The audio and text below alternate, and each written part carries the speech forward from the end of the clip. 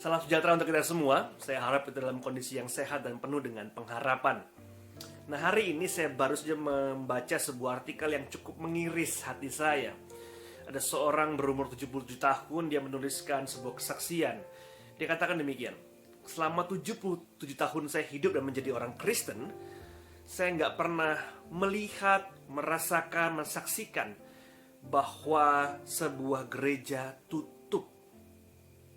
Ketika perang, dia katakan gereja ada. Ketika sebuah kerusuhan, gereja ada.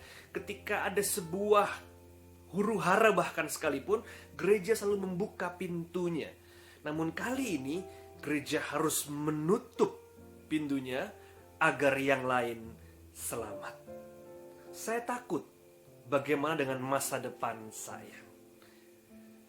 Surat ini cukup mengiris hati saya karena dua hal. Yang pertama adalah ketika dia katakan gereja tutup untuk memberi kehidupan.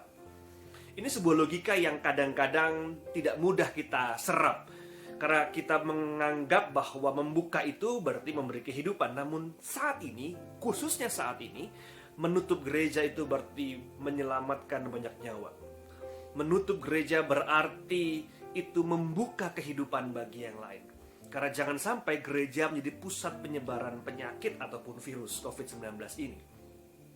Sehingga dengan demikian, ini hal pertama yang mau saya coba tekankan, bahwa ketika kita hendak menatap pembukaan PSBB nanti 14 Juni, saya mengajak kita untuk tidak tergesa-gesa.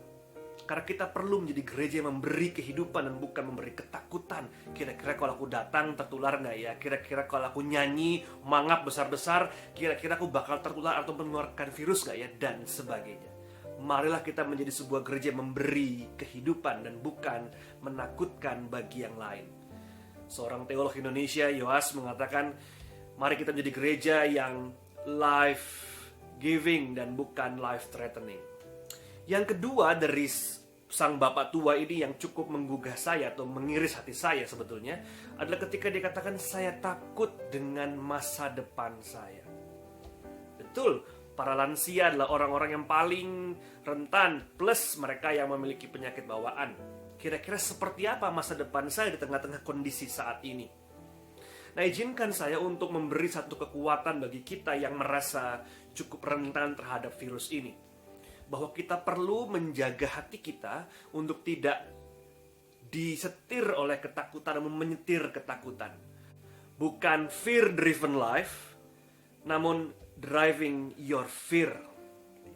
Bukan hidup yang disetir oleh ketakutan, namun kita mencoba menyetir ketakutan kita sendiri. Seperti apakah saya harus mencoba untuk memperbaiki dan menjaga ketakutan saya, sehingga bukan dia yang mendikte bagaimana saya harus hidup, namun saya yang mendikte dia, sehingga dengan demikian saya tidak takut hidup, namun saya memberi hidup bagi yang lain. Menarik bagaimana Martin Luther, seorang teolog gereja, bicara tentang kehidupan. Ketika dikatakan bahwa hidup itu, hidup kita, di dalamnya terdapat apa yang disebut dengan dia vocatio, dalam bahasa Indonesia panggilan, dalam bahasa Inggris vocation. Setiap kita memiliki panggilan kita masing-masing. Bukan masalah tempat, bukan masalah waktu, bukan masalah dimanapun kita berada, katakan demikian. Namun masalah bagaimana kita mencermati panggilan kita. Dan panggilan itu, vocatio, tidak mungkin bisa keluar ketika ada ketakutan. Ketakutan itu merepress, menekan panggilan kita sebagai umat Allah. Dan kita berhenti bergerak, bahkan mandek untuk bergerak.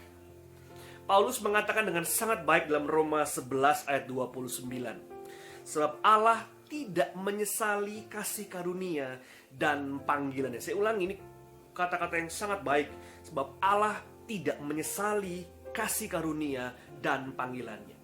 Dan kita sebagai setiap orang yang dipanggil oleh Allah, memiliki vocatio, panggilan tadi ya, dari Allah, untuk memberi kehidupan bagi yang lain. Dan dia, sang pemberi, tak pernah menyesali memilih saya, memilih Anda, memilih Bapak, Ibu, rekan-rekan sebagai orang-orang yang hendak juga berbagi kasih karunia bagi yang lain kepada setiap orang di sekitar kanan, kiri, dan depan, belakang, atau jauh daripada kita. Dengan kata lain, pada hari ini refleksi kita ingin mengatakan bahwa jangan kita khawatir dan takut akan masa depan kita. Tentu ada ketakutan itu, tentu ada keresahan itu. Namun Allah sang pemberi kasih karunia tak pernah meragukan kita. Untuk itu mengapa kita meragukan diri kita sendiri? Untuk itu mengapa kita meragukan kondisi kita dan masa depan kita? Jikalau Dia sang pemberi kehidupan saja tak pernah menyesali apa yang Dia lakukan, yaitu memberikan kepada kita setitik secercah nafas dalam paru-paru kita dan dalam keseharian kita. Nah, hari ini saya mencoba untuk mengajak kita menerka-nerka. Tangsel 14 Juni akan mengangkat PSBB-nya, konon demikian menurut surat terakhir, kita nggak tahu perkembangannya ya. Nah, kira-kira dalam konteks Bapak Ibu, rekan-rekan sekalian, apa ketakutan terbesar kita ketika kita menatap masa depan kita? Apakah, aduh saya takut, jangan-jangan saya nggak bisa ketemu lagi dan nggak bisa memeluk saudara-saudara saya. Apakah saya takut nggak bisa lagi gereja dan sebagainya? Apa ketakutan terbesar kita ketika PSBB sudah dibuka, kita menatap new normal atau sebuah kehidupan dengan tatanan baru, dengan kebiasaan yang baru? Apa ketakutan kita di tengah-tengah situasi demikian? Mari kita berdiskusi bersama. Silahkan tuliskan di komentar bawah atau dalam WhatsApp grup. Anda bebas melakukannya. Kini mari kita berefleksi bersama dan saudaraku semua boleh berdoa secara pribadi. Silahkan.